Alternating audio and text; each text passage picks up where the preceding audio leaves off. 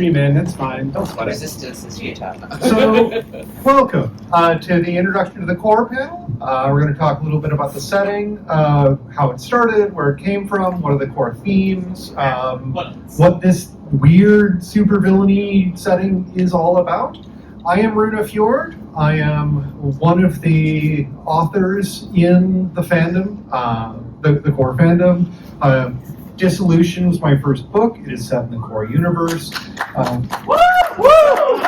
Yay! Hi, I'm Mabel Ramona, otherwise known as Mabel Greysmoke. I've been with the core longer than Ramona. Yes.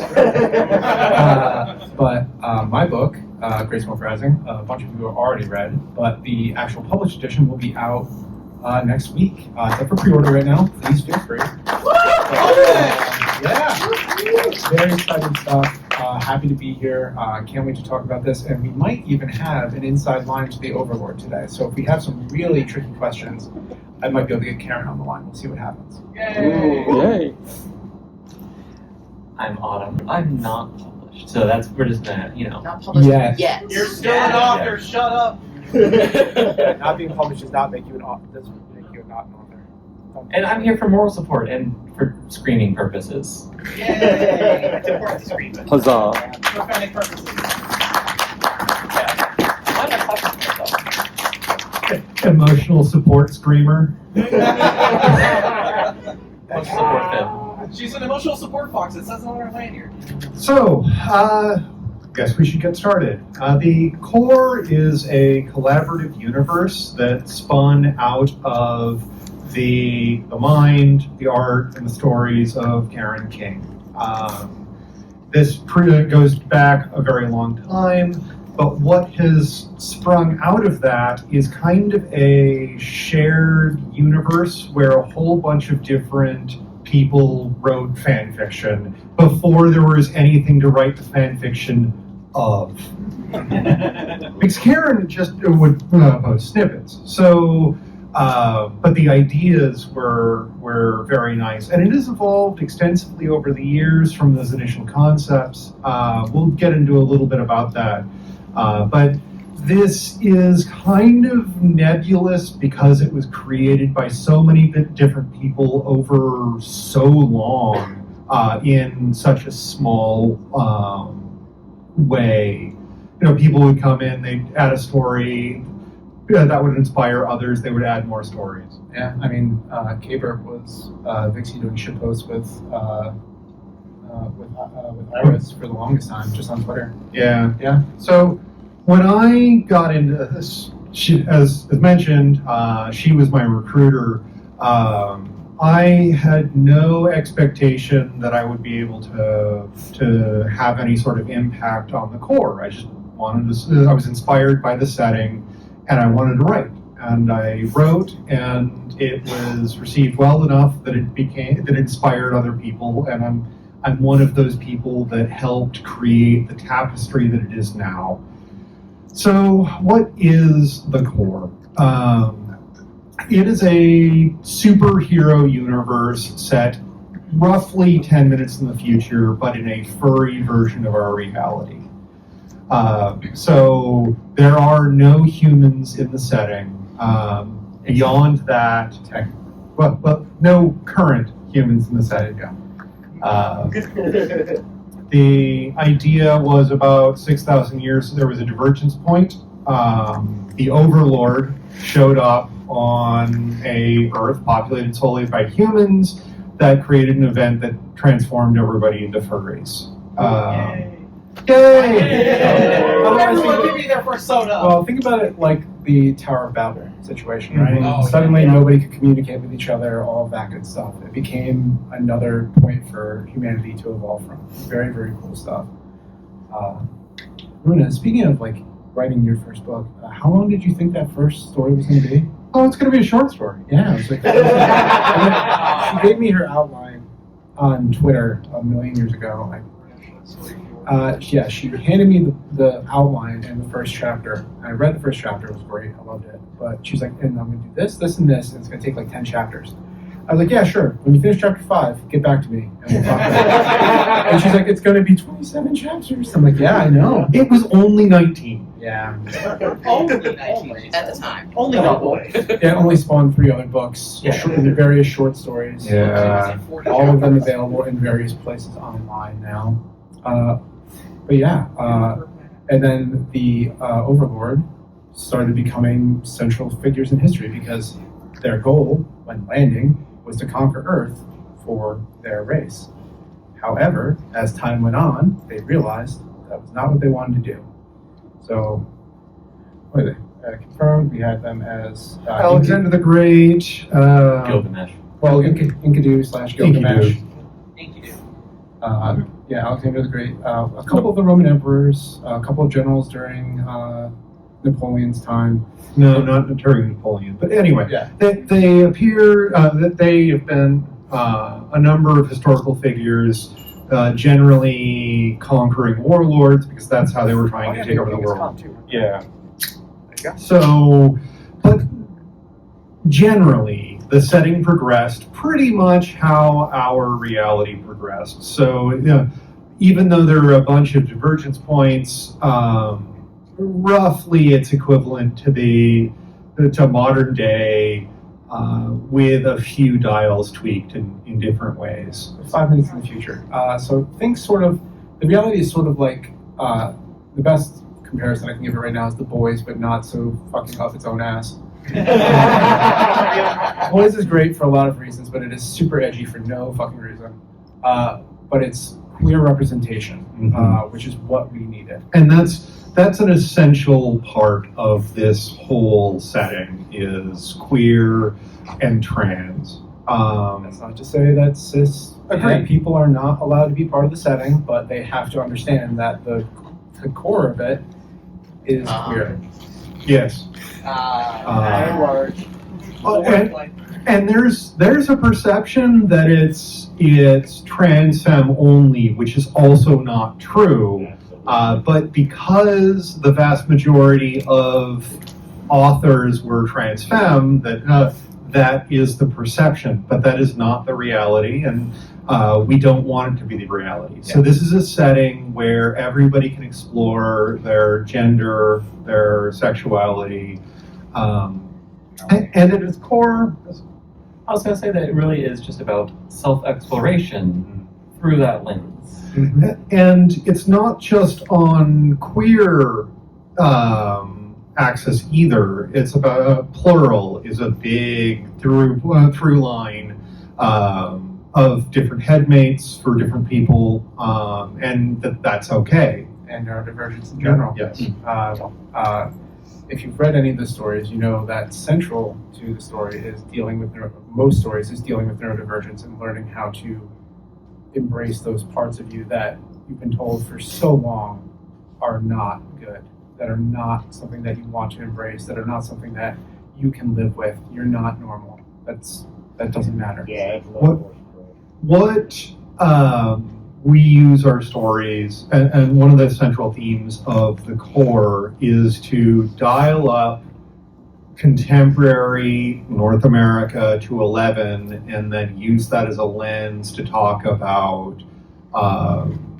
queer life, neurodivergent life.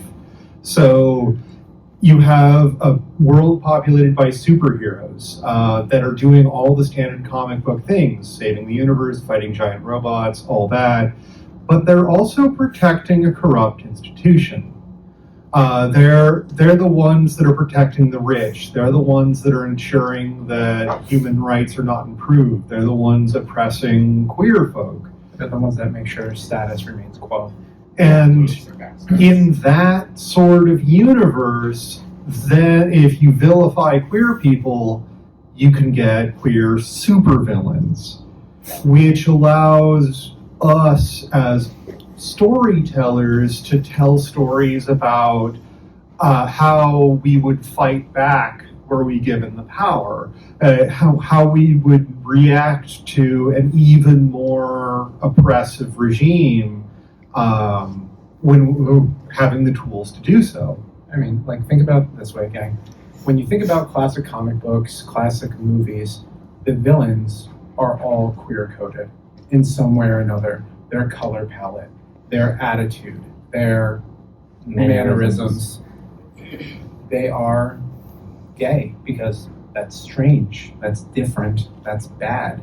That's queer. Exactly. And that goes back to the Hays Code. Uh-huh. There's a whole bunch of history there. But it was very deliberate on the part of the comic books for decades that queer people were the bad guys. But now since we are writing supervillains, get to play with all of those queer villain tropes and reclaim them and reframe them through the lens of queer being good. Right. We do want to, later on, we're going to talk about this and it's going to get the room talking, which I'm glad for. We're going to talk about the differences between villains and anti-heroes because they are not the same thing. Thank goodness. Yeah. We are going to talk about that too. Want to talk about the moment superheroes were created? Isn't that a Greys situation? Yeah, go ahead. I know as much as you do. So, as part of the Overlord entering the universe, and the Overlord is now kind of an established supervillain that runs a supervillain organization known as the Corps. Kraken's Corps. KORPS is how it's spelled, but it's pronounced Corps, like the Marine Corps. Hey, Yes? don't talk about my beloved core. Too late. While talking about my other beloved core. Keep that one out of your mouth when you're talking about the other one. All with the It's, crayons. it's essential to remember, and essential for the setting, that while we tend to focus on the core supervillains, within the universe itself, that there's so much more than just that organization. There are hero groups, there are other supervillains, there's independents, vigilantes, organized crime, all of these things that exist in our real world, but also dialed up to 11 for dramatic sake. 11 the bar for 11 has moved back or moved forward Yes. since we've started. It's at 13. When I started writing GSR, I was like, this is so crazy. Like nobody would ever do this. And then like 2 months later, people were doing it. I was like, what did I do? Did I build that into existence? No, it was just on that. We were on that arc. We just the Oracle shit is real. It's There's a reason a lot of trans women choose the name Cassandra. yeah. It's true. But yeah, so when the Overlord arrived, Rhea was also released, I believe. Was that like a creation situation? No, she was brought into the universe. Right. So when that happened, some human beings became more. They became superhuman. Well, now not really human beings, but the terminology bounces back and forth. The easiest way to refer to them is humanity. They're not humans, but It's humanity. saying furs feels weird to me. It doesn't feel like a Super fur. super. But so just like in basically every piece of superhero media and every X-Men comic book, the talking about where the powers come from and how the world deals with them is just like this. So like some events are different. They happen because of a superhero or a supervillain. And it sort of, those communities sort of came together because it's like the X-Men. Those people are different. It is in the universe that there's a lot of people with superpowers, not all of which are powerful enough to build a superhero or villainy career out of. Mm-hmm. Some people just have minor powers or inconvenient powers, but they're still the minority. There's the vast majority of people are unpowered.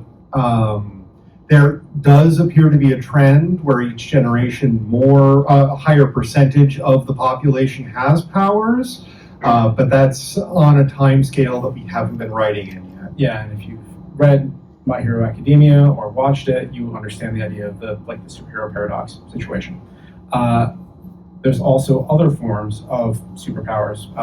You have tech, so your gadgeteers, your Iron Men, etc. You have magic, like Mabel or Doctor Strange or what have you. Characters who stumble upon artifacts, like nuclear accidents. All of the classic superhero tropes are explored in one way or the other. And if they haven't been, guess who gets to do that? You can. And you all are welcome to do this. This is not this is a community you are welcome to join and write in. Will everything that you write be canon? No, that's what fan art is great for. And one of the things that we encourage as part of our writing group is finding a group of your own to write with, to make a timeline with, to interact with, and build your own story. Which we're discussing in another panel. Yes. Yes, not just spoilers, but this community is big enough for multiple sub-communities to develop their own stories. And you do not need to work within everybody's canon. The only thing we ask for you to be is respectful to Karen's canon. And because it's a collaborative universe, you do get all of this freedom to play with concepts, to tell your story. This is, at its core, a fandom of something that doesn't yet exist. So while we may be published authors, that doesn't mean that we are necessarily the arbiters of all that is canon or not.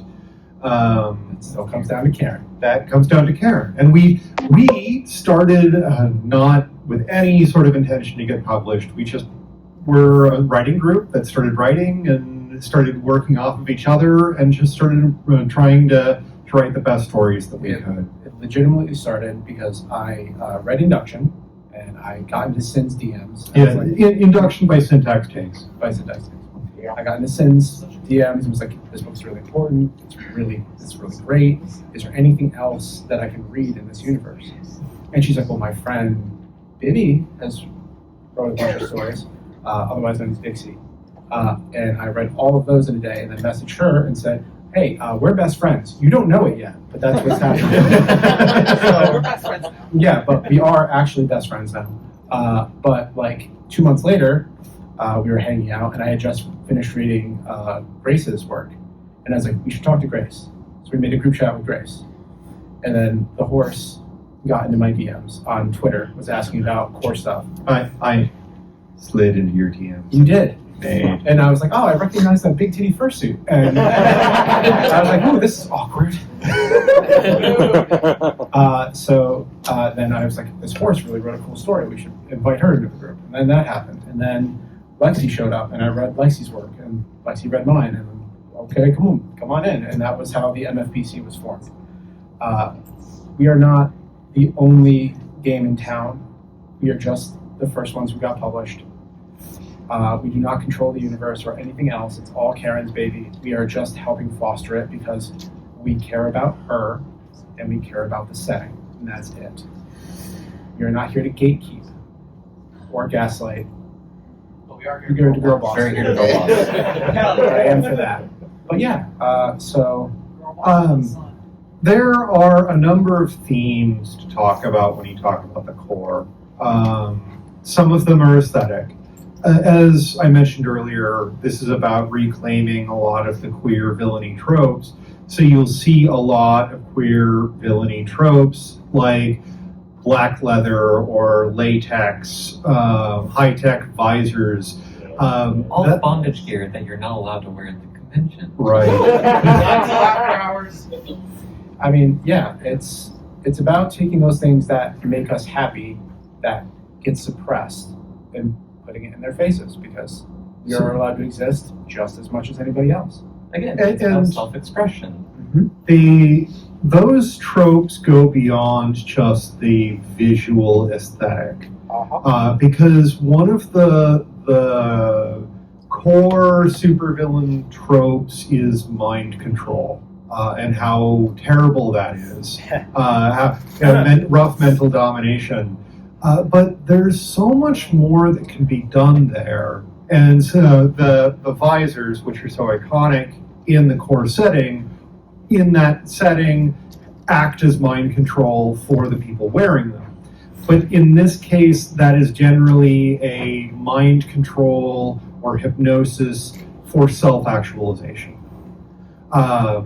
Helping you, breaking you out of panic spirals, supporting you, having a close confidant in your head, in your thoughts, that can support you and take care of you and help you be the best you can be, is one of the core essential ideas. And everyone writes that experience differently, which is another great thing to see. How Runa writes Rose for Geode is different than how she writes it for Starshade. Starshade has sort of a pseudo-antagonistic big sister relationship with her Rose. And to take a step back, the visor, they're known as RCGs, rose-colored glasses or goggles, depending. That's the usually magenta visor. It has the mental interface. It is also networked to everybody else in the core wearing a visor. And the operating system that runs on top of it is known as Rose. The default setting is a vixen that can appear in your vision, also has text scrolling across your visor. Basically gives the characters a HUD. What is on that HUD depends on the character and what you, the storyteller, want it to have. Whether that's heart rate or pulse or ammo count or whatever. Mabel's in particular has sort of just like a video game setup because that's what she's comfortable with. So the HUD is laid out in such a way that she can quickly identify, oh, there's the map, there's the time I have left to do what I need to do. This is how much stamina I have right now according to Rose, given my heart rate, etc., etc. These are things that you can write that don't need to be explicitly talked about, but it's understood that the visor can provide this sort of look for you. And the visor doesn't have to be a visor. There are lots of really sneaky ways to have the visor be available, either via just regular glasses like street shades or what have you, or even, or even cybernetic implants. Audrey,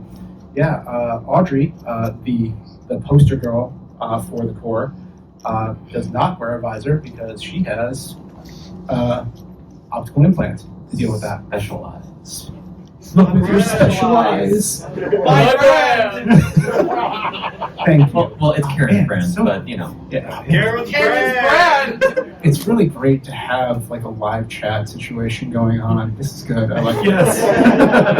Yeah, we can chirp back at you. I should do this more. But We yeah, should. yeah, we should. We should have like an online convention or something. Yeah, we should. Like, We could call it CoreCon.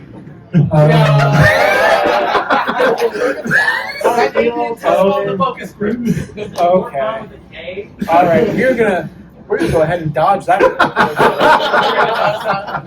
I'm not gonna talk about that right now. That is messy. So, Yeah. going back to other themes, the other thing about this is that the setting is explicitly sexual.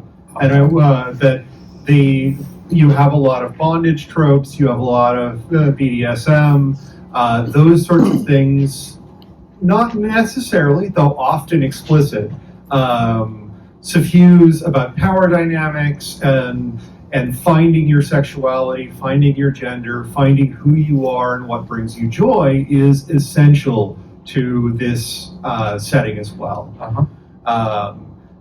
And non-traditional relationship statuses, polycules are very common, polyamory is very common, and that it's okay. And finding out who you are and what interests you, what kinky thing you can get up to, all of that is part of the setting. Specifically, and it's part of the setting on the core side, but the regular society at large, the superheroes, revile it just as much as, if not more, than in real life today. So it's about reclaiming sexuality. It's about finding yourself. I would like to interject something. Sure. Yeah. Please. That while we say it's heavily sexual themes, you have to remember it's not necessarily that it has to involve sex. Correct. because we have to remember our ace comrades. Yes, absolutely. Yes. And It's all the things that society says are sexual. Yes. Especially because when we look at In the real hand world, holding. as much as we don't want Are to. we talking about the reefer den hypno orgies now? Yes. Yeah. But the idea being that no matter that, a trans woman wearing a librarian outfit for work is sexual somehow. Because it is just being yourself. What brings you happiness? Yeah. That you're allowed to explore that to whatever end you want. Just because somebody wants to wear a corset to work doesn't mean it's sexual. Yeah, and Amen. it's we want to be very clear that ACE is just as important as the other sexualities in this setting. Was it LGBTQIA plus or Yeah. 2S plus if we're going all the way? Which Hell yeah. that is something we support 100%. Yes. Representation matters, and we do not discriminate in that regard. There's very few things we discriminate against: racism, bigotry, Nazis, fuck off, Assholes. etc. Fuck Fuck Nazis. Yeah, thank you. But yeah, so specifically, sexual does not mean sexual to the same degree to everybody. So we explore it in a way that is comfortable for you. Everybody uses content warnings, and if they don't, they should. If you're not using content warnings and you're springing shit on your writer or your readers, that is cruel and unusual. Yeah. Well, it's usual. Yeah. So we all try to make sure that we do that, but you have to do that. And in our channels, we have everything moderated in such a way to make sure that the wrong thing doesn't get in the wrong spot. You just have to tag a moderator and let them know, sort of situation. Very good stuff. We work hard to make sure that all remains, equitable for everybody. Yeah, the core within the universe is largely about queer wish fulfillment. Yes. Falling into an organization that takes consent seriously, but also plays with it based on your desires. So there are things like CNC. Because at the core that character wants that, and only because that character wants that. But as mentioned, the core within the core universe is still just a small part of the world. It's still an outlier. It's still an organization that wants to take over the world to make life better for everyone, but is very far away from achieving that goal. It's just a small mom and pop operation, really. Yeah. Only several million. But seriously. And that's just counting the Karens. Yeah, I mean, just counting the Karens. But in the setting, we're not challenging world governments, despite what Fox News would tell you, sort of situation. It's to subvert that trope, right? The same thing that they talk about, the trans agenda, which is just I want to live. Yeah. But Fox gay. Fox gay. But no, that's the way it is. And that's what we're trying to depict. We're not waging war on governments. We are waging war on a small scale to allow people to actually exist, to grow. Like you said, finding yourself. Exploring your sexuality, finding your family, finding your tribe, as it were, if you want to put it that way. But finding the people that you care about and finding a reason to be is a huge part of this. There's strong found family Always. themes and tropes in pretty much everybody's stories. Turns out. Yeah. Turns out that's pretty universal. Let's talk a little bit about the key figures in the Okay, yeah, universe. please. I want to talk about Rose. So let's start with the Overlord.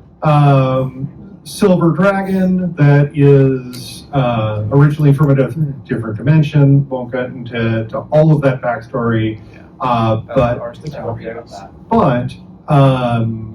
spent thousands of years trying to just conquer the world because he had been told to by his people. And then finally realized the futility and that it was just making the world a worse place. The Overlord also basically kind of retired, and then World War II happened. They got involved in the resistance in Europe during that time, and then out of that, the core in the universe sprang up of him trying a different way. Yeah. It also is when he had a gender moment and realized that he was trans, which is another key aspect. And then discovered that due to his nature, he couldn't change his body. But what he could do was create clones of himself through a number of different ways that could be female. And that is the start of the Karen swarm. Emphasis on the swarm. Swarm. Yes. Yeah. There's a fucking Karen swarm? Yes. So there are thousands of silver dragonesses, all named Karen, that are all clones of the Overlord. To varying degrees. The how they are created is a whole bunch of different ways, often very kinky. Yeah, but so usually like the breeding division, as it were.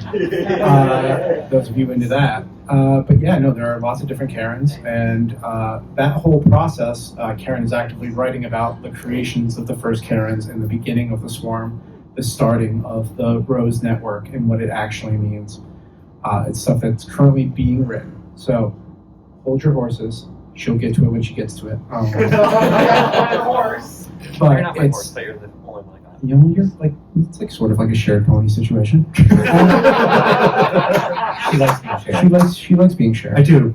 But it's but yeah, like the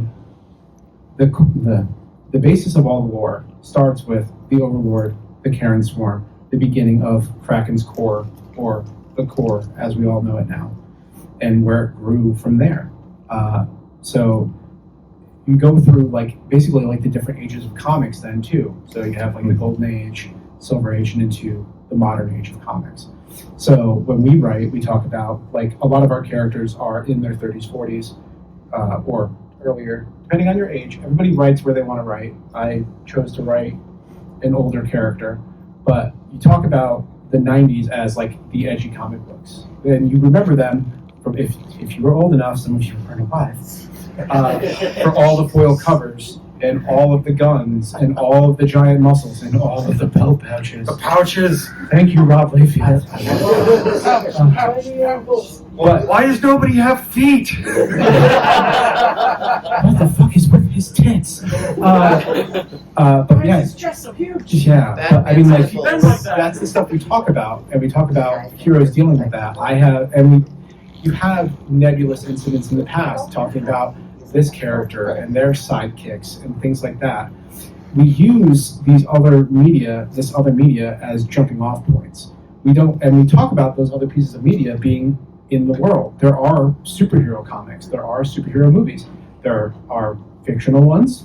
The big two exist in our universe. We talk about them sort of vaguely because we don't want to get hit with copyright nonsense. But they exist. But so do comics that are vaguely biographical. So you can talk about heroes who had a comic book run, and their success was based on that. And those are highly propagandized. Exactly. Speaking of heroes who have highly propagandized serialized cartoons, Are we talking about True North then? Yeah. Okay. Yeah. All right. So we can talk about the True North series of heroes. Man, I feel like we should call Karen for that though. Do it. Call her up. Do it. We can't get her on voice, I but can. She's waiting in the chat. let's wait. Let's see. She's literally waiting for us. Hey Karen, you're on speakerphone. so a lot of the superhero tropes do exist within our universe, like legacy heroes, where you'll have somebody carrying the name of a superhero, something will happen to them, they'll die or get sucked into another dimension or get thrown through time or whatever, and another person will take up that mantle, whether that's offspring or their apprentice or somebody else that's trying to take on the guys. That is absolutely something that happens in universe, but you'll also have superheroes and villains that are following any of the normal tropes. So if you watch Marvel or DC or read any of those comics, you'll see tropes, and then we will take those tropes and play with them. Yeah, that's like key to all of our stuff. A lot of us, so we all write in different sort of like subgenres of the genre. Yes. So slice of life, etc., etc.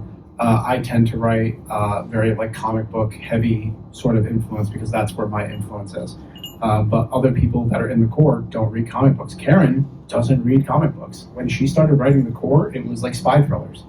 It was Bond-inspired shit, which is why when Lexi wrote Overdue and is currently writing Continuum, which you should be reading, it is all very like spy-heavy nonsense, and Karen fucking loves it, as she should. But she loves all the work that she sees because it's all right for her. To take a step back, I should point out that so there are currently 6 books published, 6 book lines published in the Corps universe. 6 different authors all have a book 1. You do not have to start anywhere specific. You can pick up any book 1 and read just that and enjoy it. Mm-hmm. Or you can pick up all of them and see that there's going to be crossovers and cameos and through lines. You should do that thing. Yes, but that can be really daunting.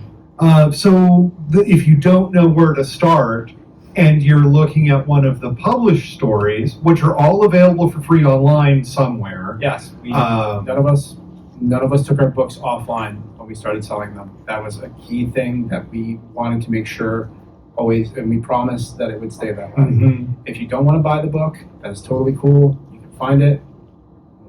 If you want to message us, we'll tell you how. Yeah. But if you want to buy it to support us, that's also great. And having a physical copy is really cool because then we can sign it for you. Yes. And they will eventually be collector's items. We're going to keep on doing this until we die or we succeed. It's going to be one way or the other. I'm too stupid to die. It's true. Scoop out the gray matter and stick it in a box. Yeah. So, one of the best, and we as the MFBC, the writers group that were kind of the first to be published, very deliberately wanted to set out so that you could pick up any of our book 1s, and that could be your entry point. Yep. You don't have to read them in a given order. All of them have the same forward currently. Season 2 will have a different forward. But all of them also have a glossary of terms. So if you read something and you don't know what it is, we can tell you. So you didn't know what ACGs are, or you didn't know what KDA stood for, or what have you. Or any of the base designations like RIV. RIV, etc. Or like if you didn't know what Candessa was. These are all things that are explained in the book. And I'll talk about Candessa later too. Don't worry. Do we want to get Karen on the line? Sure. Message her right now. Okay, cool. Say, Hang on one sec, gang. Sorry, guys. Hello. Hi. Karen, you there? Sorry, I was over here. Hello. Hi. Hi, boss. All right, everybody say hi to Karen. Hi, Did you catch that? All right, Karen, we just talked about the Overlord, and we talked a little bit about Vreya, and we talked a little bit about Rose, but we got to TN 1, 2, and 3, and we decided we should probably call Karen for these. So we're just can everybody hear? Can we hear? Have her talk. I'm on speaker. Turn it up. Volume sucks. Volume is all the way up. All right, hang on. Put the mic against it. Yeah. All right. Try talking. Hello? There we go. That works. Excellent. Yay, technology. Hello? Yeah, you're good. All right, cool. So, I just have to remark it's a very super villainous way to introduce myself by being a disembodied voice on the Yes! The only better way would be if we had like a holographic representation. Yeah! We have a TV. All right. Yeah. So, straight from Core Down's view, here's Karen. Mhm. All right. So we're going to talk about True North now. So if you don't know who True North is, you're going to find out. All right. So go ahead and start. Why don't we just start with one and then work our way forward? Oh, you just want the piece for me, okay. Yes. So one was Arthur Simmons' father, who was, of that era, the 1940s kind of era of superhero, fell in with a sort of a good role with the government during the Second World War when, there was high demand for that kind of thing. Unfortunately, absolute piece of shit. Arthur's mother is just kind of never brought up in any capacity, and it's not actually clear what happened to her, even to him. But she just kind of wasn't in the scene. Unfortunately, True North one was very abusive against Arthur. And the rest of her were just kind of... You hear? being Put it up on the radar. There you go. When True North the First died in an unfortunate industrial accident during a Arthur succeeded him as True Get North. rid of the bad rubbish. He was extremely pressed for time. Love you, Karen. Yeah. Those who know, but it was all over the morning news. Anyway. But suffice to say, Arthur succeeded him and sort of was in that capacity as a long-running super. No actual powers, just extremely good command of his personal space, good command of gadgets, good read of his enemies. In particular, his sort of top set of skills. Something that Audrey really left pick on. Is the ability to sort of know what your opponent's thinking before you're resorting to things like psychic powers. Yeah. At any rate, after a career peaking in the 80s and 90s, Arthur was unfortunately in an accident during a fight with another supervillain, the sinister Colonel Clue, which put Colonel Clue in a wheelchair and gave Arthur some significant damage to one of his legs that put him out of action and put him behind the desk as the Minister of Defense, which was just one of those things that was politically expedient for everybody, because it's one of those things where he gets along with everybody and no one wants to get on his bad side, and that's, that was his arrangement for a very long time. Now, Arthur has sort of long looked for a successor of some kind, and while he has his daughter Audrey, unfortunately knows too much about the supering life to want to put his own kid through that, and simply cannot inflict that on Audrey, and so instead looks to other members of Aurora Squadron, including a fresh recruit by the name of Chris Marcotte, whose abilities of regeneration were discovered when he stepped on an IED in Afghanistan, was promptly blown into tiny little bits, and slowly reassembled himself in front of his stunned colleagues. So he is one of those guys where he seems like a himbo. He is a himbo in a lot of respects. But also you have to note that in order to maximize use of his powers in that capacity, he has to be able to consciously suppress an awful lot of pain, and that requires a whole lot more personal moxie, as it were, than you would expect. So that is the cliff notes of the three. True is North. True is North. True North is his. True North is. But yeah, so I wanted to involve Karen because, she deserves a spot in the panel. So Karen, Is there anything else you want to add to everybody? Is there anything you wanted to add to the panel to let everybody know what a key part of being part of the Corps is? I know I'm putting you on the spot, boss. I'm sorry about that. Yeah. We're villains. Well, of course you're not. I'm going to lecture you extensively about this later, but then again, you like that. It's true. I love being called Self-expression.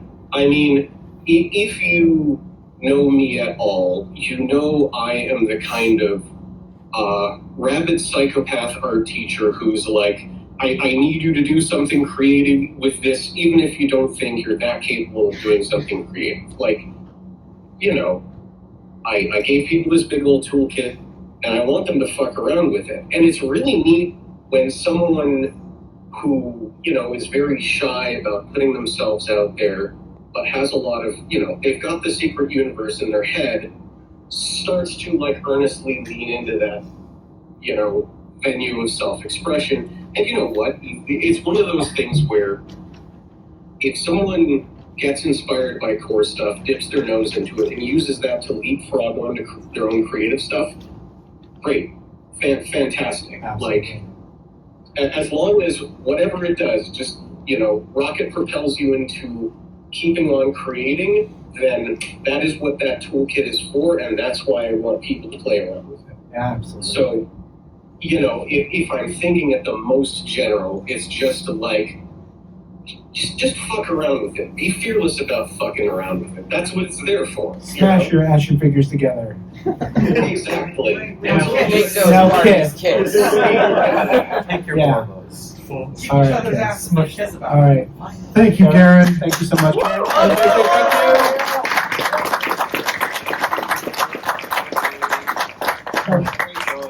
All right, love you, boss lady. Talk to you later. I'm realizing I probably should have added another hour to this panel. So a couple other key concepts. The Corps is primarily a Canadian supervillain organization with extensive operations in the U.S. plus some other countries. And if you don't see it in your neck of the woods, feel free to write about it. Exactly. That's why it's Except in there. El Paso. Except in El Paso We don't talk about El Paso. and Rhode Island. doesn't exist. No, we don't operate in Rhode Island. They know they did. There's a superhero here there where we don't deal with Rhode Island anymore. He's basically One Punch Man. Yeah. But he can only do it within Rhode Island. The moment he leaves Rhode Island, he dies. But until then, so we've just all learned to stay away from Rhode Island. You only need to have one condor punched out of the sky to go, okay, no, that's bad. So there is a wealth of lore and in-jokes and things that people have written about that create this tapestry that we get to play with. And as we said, canon is a fickle and difficult thing when you have a whole bunch of queer neurodivergents writing about their special hyperfixations, which is fine. If you know anything about Marvel and DC, their canon and continuity is not great. Every 5 years, someone has to come along and shake it up, and then we have to restart over. The Etch-a-Sketch has to be shaken up. So that's the other thing we recommend. When you find your group, you find your little family that you're going to write in, awesome. Keep your canon within your canon as much as you want to. That's your choice. If you want to read everybody's story and write within those bounds because you're into that kind of rule slaying, you want to play bondage with your brain that way, go right ahead. Totally fine. I personally, we work within our boundaries and with Karen's. That's where we work. So In that case, it's good to remember what Karen said, which is it's a toolbox. It's a toolbox. yes, exactly. So even at the end of the day, the only thing, courtesy-wise, when we're talking about it is if you're going to depict someone's character, not a Rose, you don't have to go talk to Karen every time you want to make Rose. Please don't talk to Karen every time you want to make Rose. Please. It's exhausting. If you're going to use somebody's character for something, talk to them. This is a consent situation as well. every one of us in the FBC loves fan art. We love doing cameos. We appreciate it if you read our story first before you try to depict our character. There's nothing quite like getting a bunch of dialogue that has nothing to do with what your character is like. But I mean, like, that's also a learning experience. We can also teach you. Yeah. But that is not our only job. All of us have day jobs. So please remember that if we don't respond to you immediately, it's not because we don't like you or we hate you or anything else. It's just that we're queer, neurodivergent, and living in America in in hell 2025. Yeah, in hell times. Well, some of us Also, are we in like video games. Yeah. Yeah. So, Yeah. okay, we've got about 10 minutes left. Oh, There's a whole come bunch on. of stuff that we weren't able to get to, but I did want to do some questions from the Yes. audience. Okay, cool. Hi, so I don't know anything about this universe. I thought this was going to be something completely different when I came in here. What would you say is a good point to start with the series? Okay. Yeah, so, great question.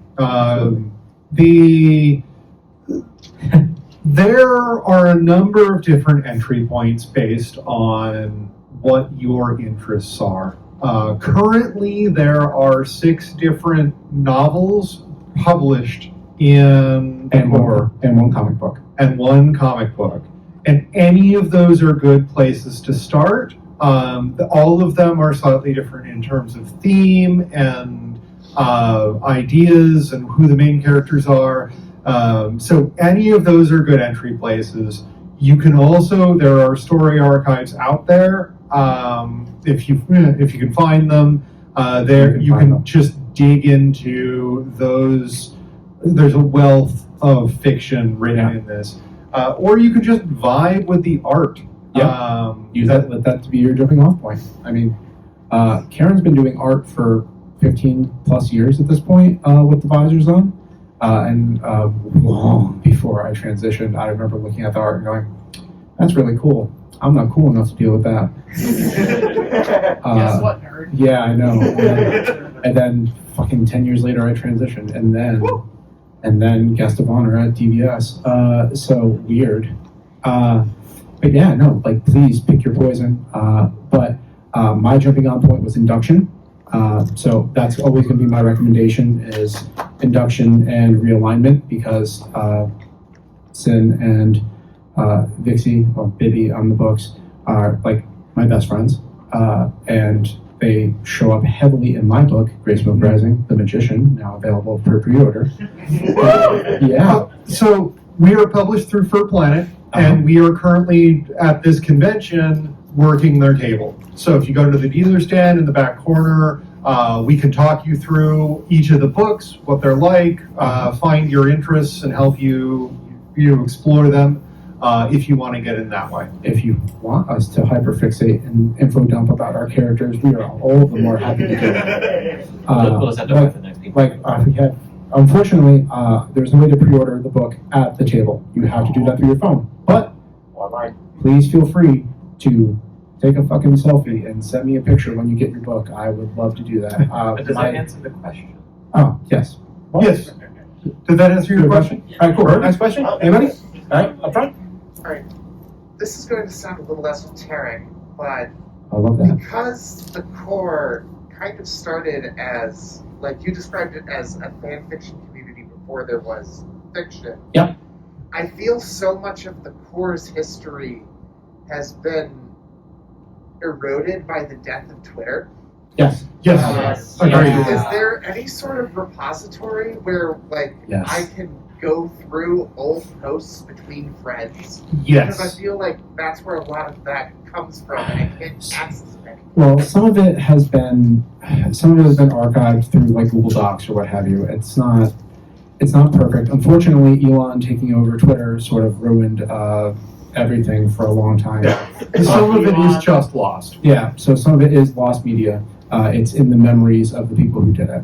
But So talking like- to people. But the thing is if you can find them on Bluesky and you want to talk to them about what they were writing then, if they have some ideas, I promise you, most of them, if they're still affiliated with Core, will be happy to talk to you about that.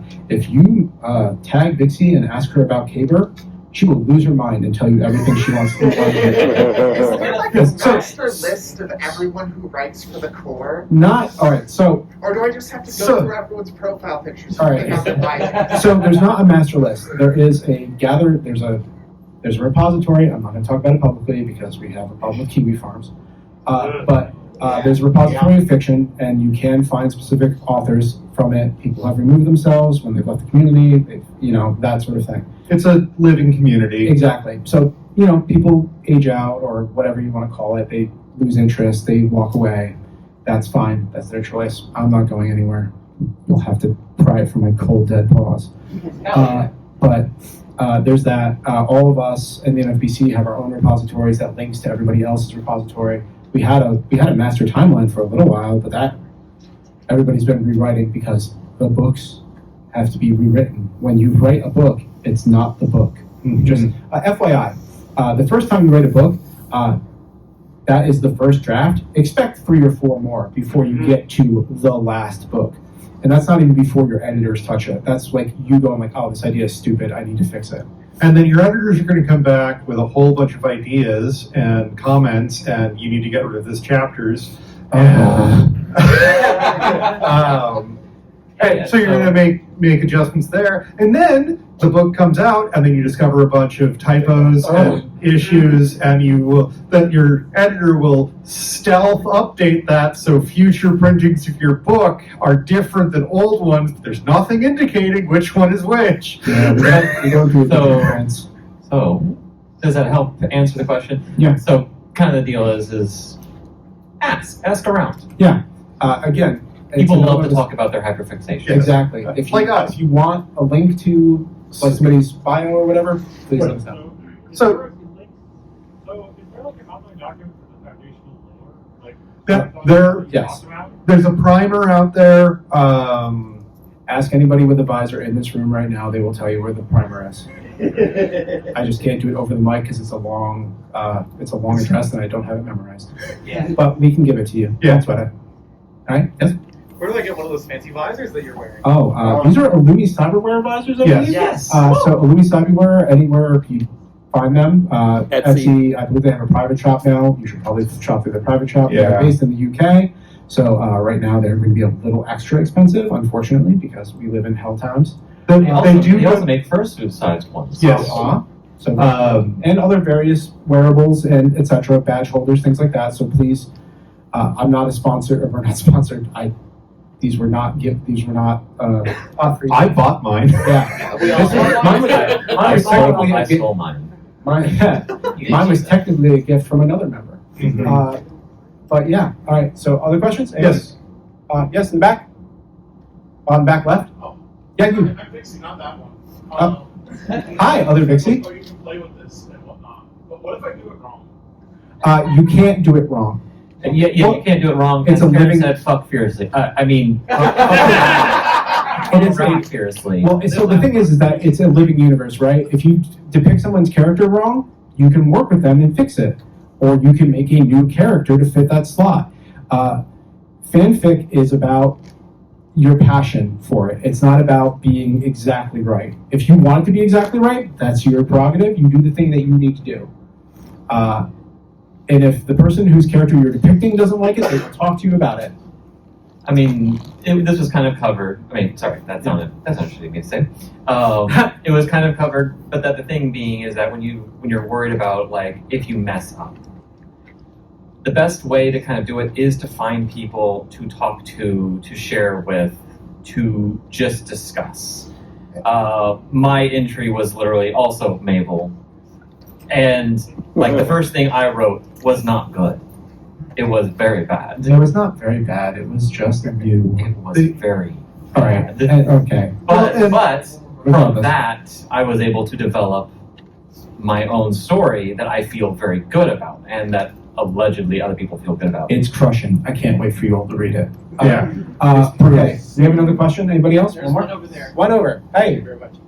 I had the same question as the original speaker, but because of my brain, I wasn't able to turn your answer into actionable Okay. Sure. information. What can I Google, or how can I get to the website that will show me the 6 books? Go to Furplanet. Furplanet.com. Furplanet.com. We're also in the dealer's den. We are at table P17 through 21 now, Yes. technically. Big table. There is no Big table's P21, big. but we have one. We created a table. We annex space because that's what we do. Okay, anybody else? Okay, no, we're out of time. Oh, So Before we go, can we get a group picture to send I'd to love Karen? that. Yes. All right. Ask us your question after. Yes, please.